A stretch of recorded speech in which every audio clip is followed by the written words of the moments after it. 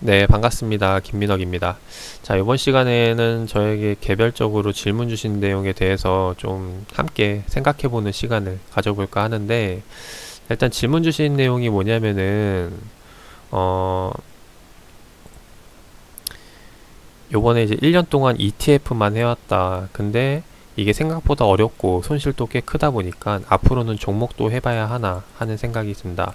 그리고 처음에는 종목이 오히려 더 위험한 것 같아서 ETF만 했는데 지금은 뭐가 나을지 혼란스럽다. 그래서 저에 대한 의견을 듣고 싶다라고 이제 질문을 주셨는데, 자, 일단 이 이야기를 들으면서 드는 생각이 제가 처음에 주식 투자를 시작하게 됐던 이유와 너무나도 비슷하다라는 생각이 됩니다. 그래서 요거에 대해서 좀 이야기를 드려볼까 해요.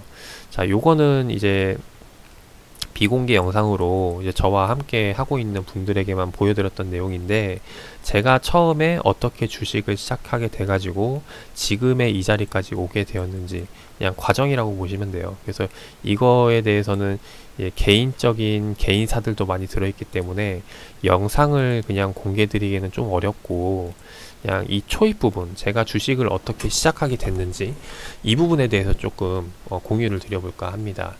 자, 일단 말씀을 드려보면은 제가 처음에 주식을 시작했던 시점은 이 종합주가지수를 봤을 때 금융위기가 끝난 시점 이후에 이제 주식을 시작하게 됐어요.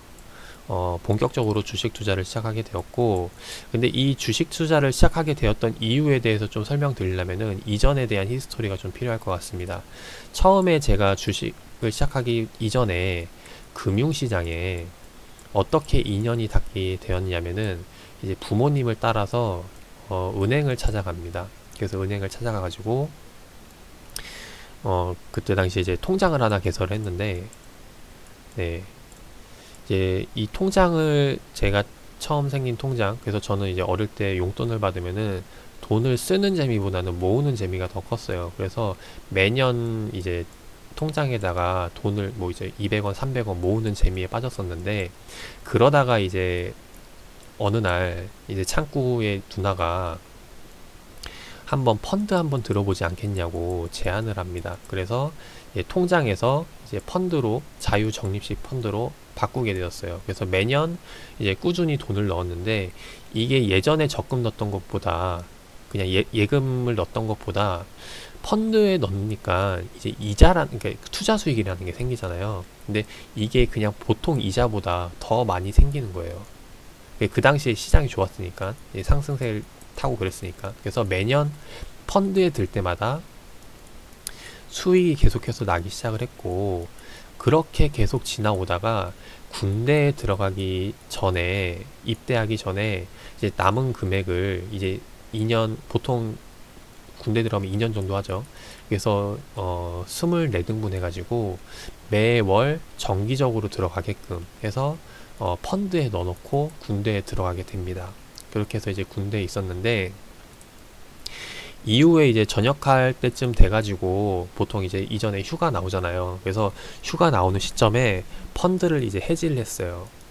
근데 이 펀드가 저희 국내 펀드가 아니라 해외 펀드여가지고, 해지하고 나에게 실제 계좌에 들어오는 순간이 D 플러스 이제 5일 정도가 걸리더라고요. 그래서 실질적으로는 다음 주에 이제 계좌에 입금이 되는 거였고, 그래서 저는 이제 또 한 주간 또 이제 신경을 끄고 다시 한 번 더 생활을 하고 있었습니다. 이제 그러고 나서 이제 나와가지고 계좌에, 이제 제 은행 계좌에 돈이 들어왔는데, 이때 당시에 해지 신청했던 시점 대비해서 일주일 만에 거의 이제 반토막이 났어요. 네, 뭐 수익률이 원금 대비 이제 반토막이 나면서, 아니 일주일 만에 어떻게 이렇게 급하게 빠질 수가 있나. 이제 몇백만 원이 날라간 거죠, 며칠 사이에. 그래서 알고 봤더니 어, 처음으로 제가 이제 펀드로 손실을 봤던 거고, 이제 펀드로 손실을 볼 수 있는 거라는 것을 알고, 이제 이게 어떻게 해서 손실을 보는 구조인지를 이제 살펴보기를 시작했습니다. 그래서 알고 봤더니 이제 금융위기 상품이었고, 거기에 속해 있던 상품을 투자를 했던 거였고, 이제 그러다 보니까 손실을 보게 된 거다라는 거죠. 근데 우리가 이제 재밌는 게 뭐냐면은 이 펀드라는 게 간접 투자 상품이거든요. 그리고 주식이라는 거는 직접 투자 상품이에요. 그죠? 자, 그 말은 뭐냐면은 내가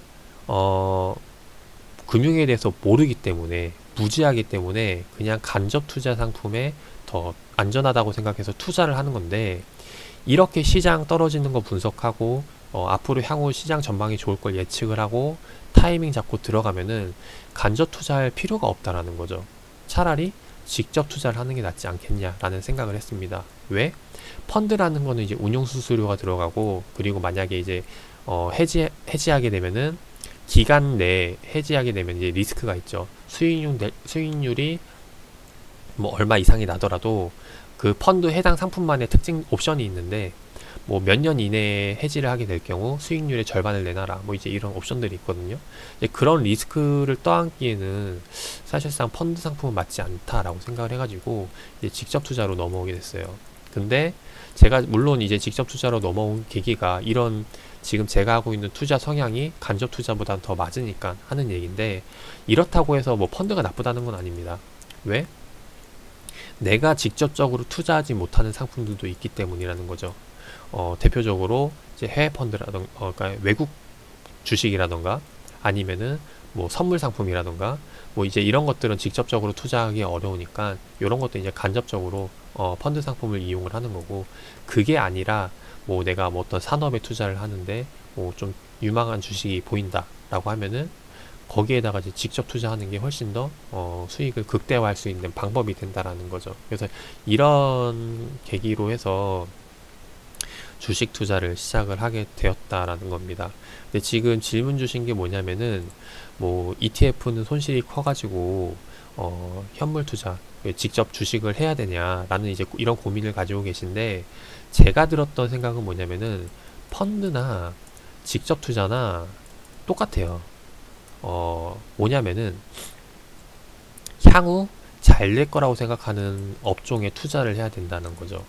펀드도 마찬가지로 내가 손해본 이유가, 여러 펀드가 있죠. 뭐 국내 펀드도 있고, 크게는 이제 해외 펀드도 있고, 이제 특정 뭐 유가 상품이라던가, 아니면은 뭐 이제 특정 이제 뭐 운용 단체, 뭐 블랙록이라던가, 아니면 뭐 차이나 리벨 뭐 이런 것들이라던가, 이제 여러 운영 단체들도 있고, 그래서 어느 상품에 어느 업종에 투자하는지를 알아야 이제 그게 이제 잘 되고 못 되고가 나온다라는 거예요. 그래서 사실상 펀드 자체가 나쁜 게 아니라 내가 보는 안목이 아직은 많이 부족하다라고 생각을 하시면 되겠습니다. 그래서 펀드를 하나 뭐 주식을 하나 크게 뭐 수익과 손실에 대해서 이야기를 하기보다는 내가 아직은 안목이 많이 부족하기 때문에 여기에 대해서 어디에 투자를 해야 될지 이제 이것을 고민을 하는 게 가장 좋을 것 같고, 그리고 안목 같은 경우는 진짜 올라가는 주식 있죠. 올라가는 주식은 진짜 초등학생이 봐도, 유치원생이 봐도 좋다라고 생각하는 주식이 결국엔 올라가게 돼요. 그 말은 뭐냐면은 누구나가 다 좋다라고 생각을 하는 주식이 결국에는 올라가게 된다라는 겁니다. 다만 여기에 대해서 이제 변동성이 나오는데, 우리는 이 짧은 순간에, 이게 이제 1년이 될 수도 있고 2년이 될 수도 있고 뭐 길게는 뭐 5년 10년이 될 수도 있어요. 근데 이런 타이밍을 못 잡기 때문에 우리는 분산해서 들어가는 거예요. 분할로 해서 매월 혹은 정기적으로 들어가던가, 아니면은 더 떨어지면은 싸게 잡는다던가, 그래서 분산해서 들어가는 게 방법이라고 보면 되겠습니다. 그래서 이야기 드리고 싶은 거는 펀드나 주식이나 어려운 건 매한가지다. 똑같다. 다만 우리가 알아야 될 거는 어디가 유명한지, 여기에 대해서 일단 먼저 선택을 해야 되고, 그리고 그 선택을 함에 있어서 이제 한 번에 인생을 걸기보다는 나눠서 사게 되면은 결과적으로는 투자 성공할 확률이 높다라는 거죠. 그리고 이런 경험치가 쌓이게 되면은 더 나아가서 이제 언제 사고 언제 팔아야 될지 이런 타이밍들이 보이기 시작한다는 겁니다. 제가 처음에 이제 펀드를 가입했을 때 1년짜리 상품, 3년짜리 상품 이렇게 막 가입을 했거든요. 그러면은 항상 만기가 되면 찾아야 되는 줄 알았어요. 펀드 상품은 1년이면 1년 만기 때 찾아야 되고 3년이면 3년 만기 때 찾아야 되고 이제 그런 줄 알고 매년 해왔는데 어느 날 그 지점장님이 이런 얘기를 하더라고요. 3년짜리를 이제 해약하려고 만기 때 찾아가니까 펀드는 이제 끝까지 가져가는 게 아니라 그냥 올라올 때쯤 해가지고 수익이 잘 나올 때 정리를 해야 된다라는 겁니다. 제가 3년 만기 때 시점이 원금이었거든요. 이제 그러다 보니까 이런 얘기를 해주시는 거예요. 만기가 돼서. 네.